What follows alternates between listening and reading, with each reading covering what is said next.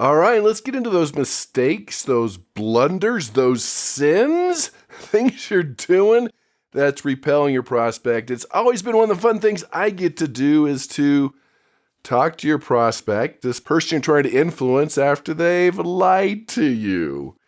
Yeah, they lie. It's too expensive. Maybe they didn't trust you. Maybe there was a little red subconscious trigger flag that went off.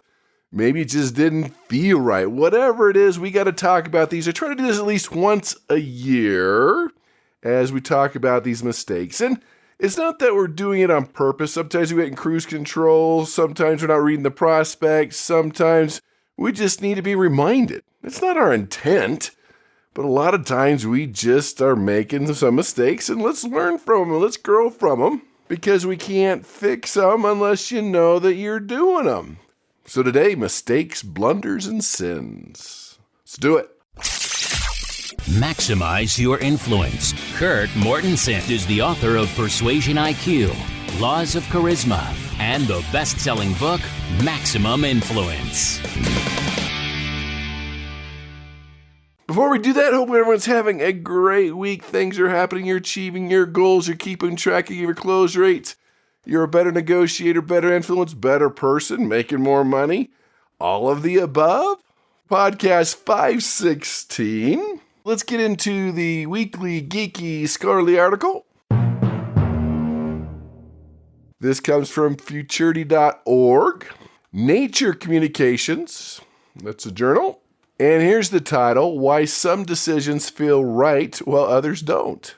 We talk about this all the time. This was a big eye-opener for me in all these years of studying persuasion, influence, and sales. It has to feel right. The logic has to work, the facts, the money, the budget has to work, but it also has to feel right. In fact, people that damage that part of the brain where it's going to feel right, they can't. They're paralyzed. They're not able to do that.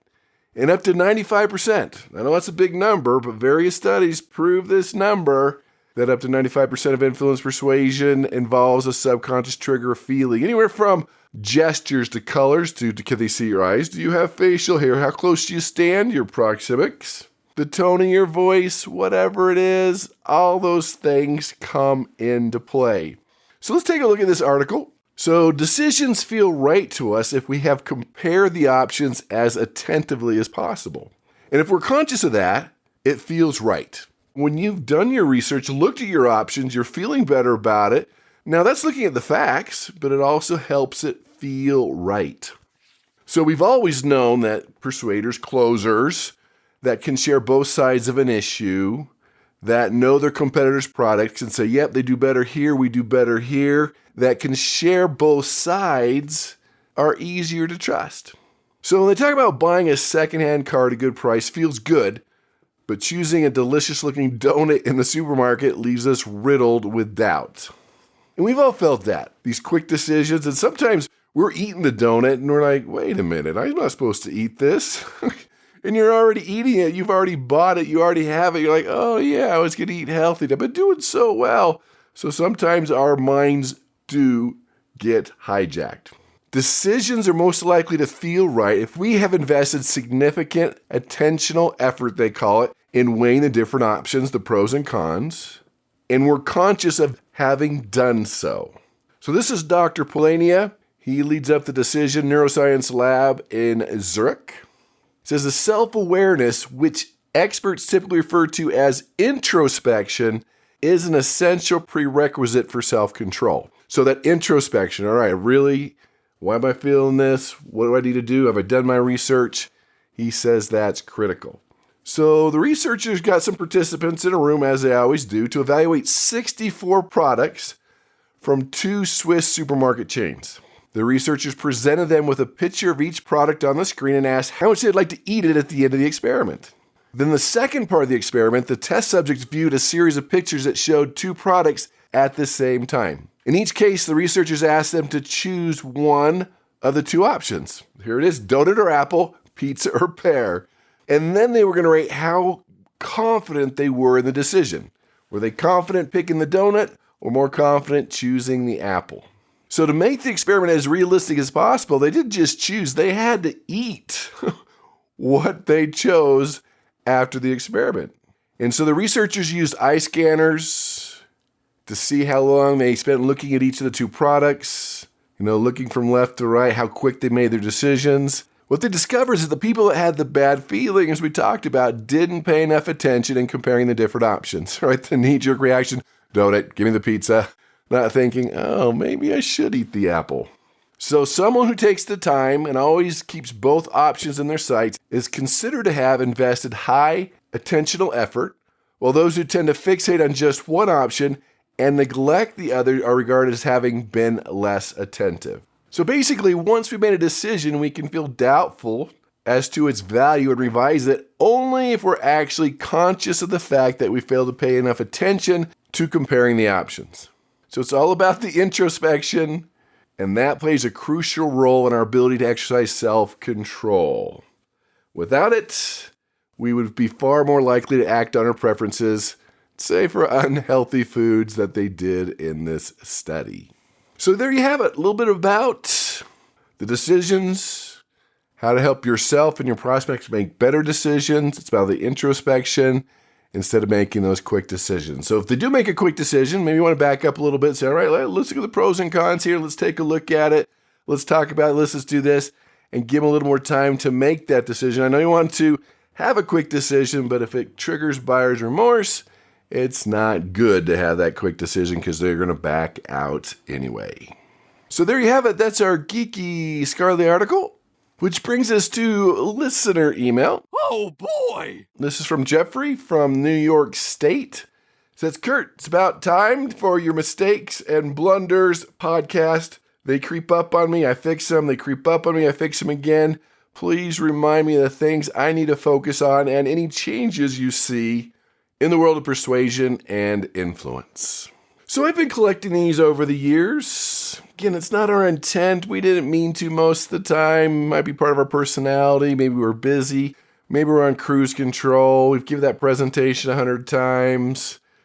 And we run into these things. Just back to these subconscious triggers, these feelings. It's just not going to feel right because you're going through the emotions, or you're not reading them, or they're feeling that one size fits all. I've compiled these over the years, monitoring thousands of persuasive presentations and what people are doing right and wrong, and interviewing prospects, finding out what's really going on. Because they'll tell me, yeah, didn't trust them.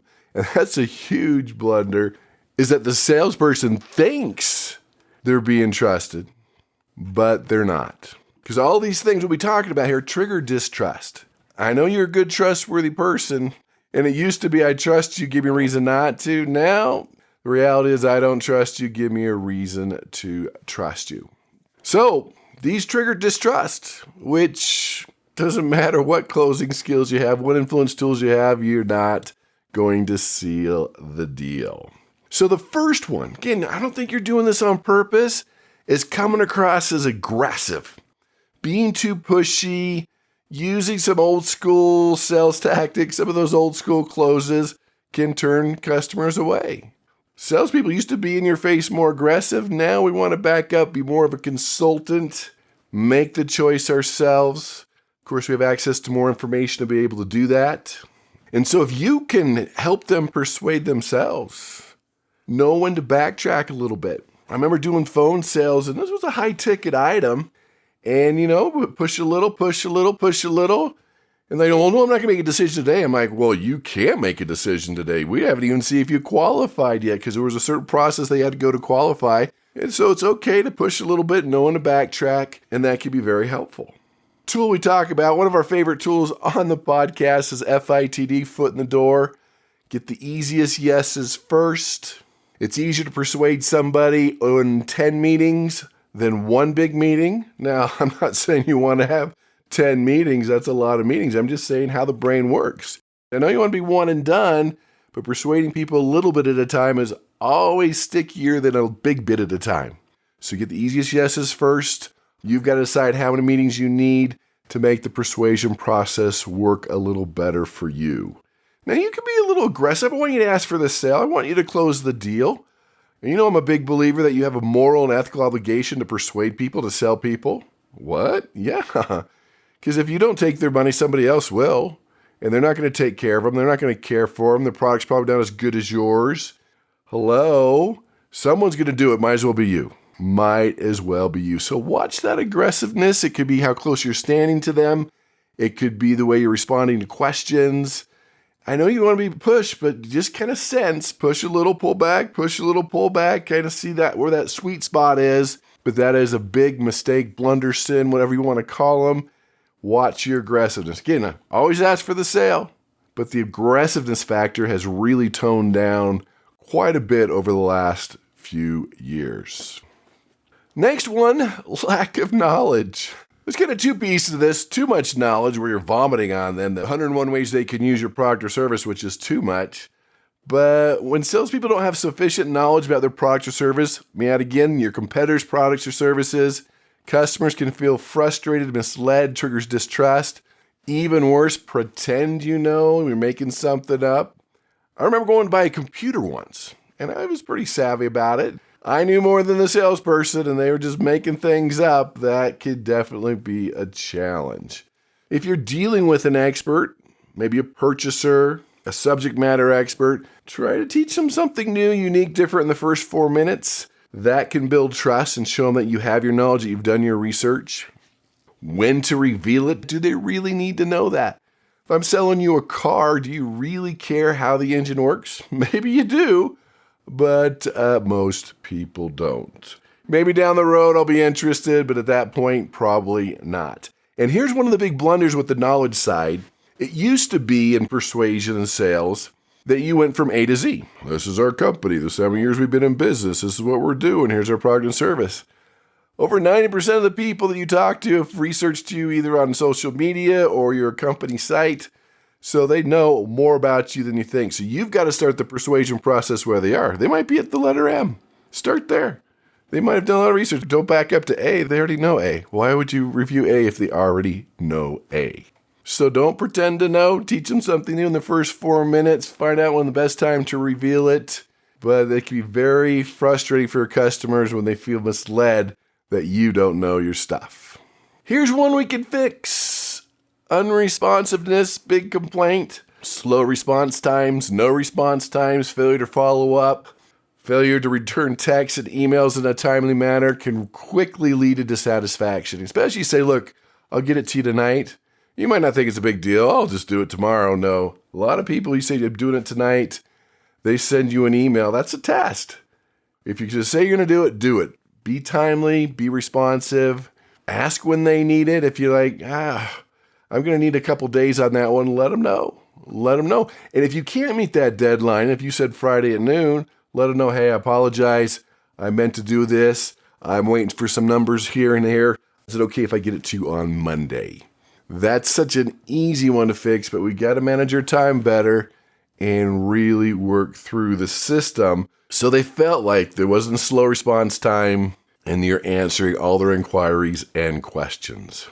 Here's one, I know you don't mean to do this one, a deception. Hiding fees, overselling the benefits. That can all erode trust. The bait and switch, the loss leader. If you're buying a car, they lose your trade-in. Even if you don't mean to do this, such a simple thing. Just, hey, put it all out there. Especially the hiding the fees at the very end. I get it, I understand that. But when they feel like you're hiding something, you're adding a fee. You need the undercoating. Oh, you want a steering wheel for the car? That's extra. You gotta watch that. Certain things you can do when you get nervous, when you're trying to answer questions, could come across as deceptive even though you're telling the 100% truth. When you say, well, honestly speaking, well, trust me on this one, like I can't trust you on the other one. You weren't honest before. We say things that can really hurt the process. Another big one, poor communication and presentation skills.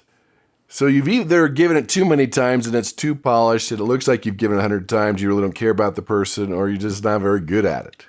Anybody can present, but is it persuasive? So many times when someone says, hey, good presentation, like you're going to buy? No, but good presentation would be failure. The constant PowerPoint, the number of slides, the vomiting of information. Hey, you can get coaching on this. In fact, send me a video. I'll watch it. I don't know if I'll watch the whole thing. If it's, I'll watch 10 minutes of it. I can get a pretty good feel for it. Let's get you going. Let's learn from it. In fact, that'll be the special of the week, the perfect persuasive presentation. You take your presentation IQ, just click on podcast 516. I'll put a link there. And 10 questions, pretty simple, helps you with my research, helps you. And I'll give you the 90-minute webinar on the perfect persuasive presentation, the formula, the PDFs, everything you need to make a huge difference in your presentation skills. You can get better. You can be more charismatic. You can get that Riz, do some improv training, get some coaching, watch the videos. This makes all the difference in the world, whether you're Zoom, over the phone, Teams, whatever it is, on a platform, you can get better at this. This is something that makes a huge difference. Another complaint, probably didn't mean this one either, is that you're coming across as inflexible, one size fits all. And you know your product and you know what they need, but when the customer feels that you're unwilling to accommodate, you're unwilling to listen, you're not asking the right questions, that causes frustration. Again, you probably aren't meaning to do this, but they feel that everyone has to buy the same thing. Great persuaders ask 3 times more questions. They come across as more flexible. They have been heard. Like the doctor example, right? You're sitting there not feeling well, nurse is taking all your vitals, and nurse leaves, doctor opens the door and says, yeah, I know what you got. The prescription's at the front desk, and shuts the door. Now, let's assume the doctor saved you 10 minutes of questions, eye contact, listening. The doctor's 100% correct. How you feeling as a patient? You needed the eyes, you needed some empathy, you needed some questions, and the same thing's true for your prospect. A few more. You got to pick at least one of these to start working on because you're like, I don't do any of those. Woo, we've got some issues. Because even in my persuasion life, I'm like, fixed it. And then it's back. I still got to work, fine tune. Over-promising. Making unrealistic promises, guarantees, warranties about product or service can lead to frustration, disappointment. See, where does frustration come from? Frustration comes from unmet expectations. So when you make a big promise, you set the expectations and you don't fulfill it. That's when frustration hits. Distrust will come and maybe even anger. So make the promises you need to. Know when to offer the guarantee or warranty. Even a personal promise, know when to do that. Under promise, over deliver, right? We hear it all the time. One we kind of touched on is pressure tactics. Those closes, the reality is they should close themselves. When you're using high pressure, again, you want to ask for the sale. You want to use great urgency and scarcity, legitimate. And that's a big part of this lame scarcity. Really, the furniture store is going out of business. Really, last one left in my size. So you want to get a little pressure. The old closes, the pressure tactics, especially where most people blow it is that urgency, that scarcity, that psychological reactance when you're like, really, I can't come tomorrow and get the same deal, the same price. So if you're going to use scarcity, and you should, law of scarcity is the most abused, overused law of scarcity on the books in maximum influence. It's abused, but you still need to use it in the right way. So when you're going to use scarcity, be professional. Make sure it's real. You're not making it up. That you're letting them know why the price is only good for 2 weeks. There's a supply chain issue. You've got this going, inflation skyrocketing. And I always buffer scarcity with some type of reward. It works really well together. Yeah, the sale does end today. But you do it today, I give you extra 1,000 minutes, some extra data. So not only is there scarcity, you have to make a decision, there's a reward for doing so.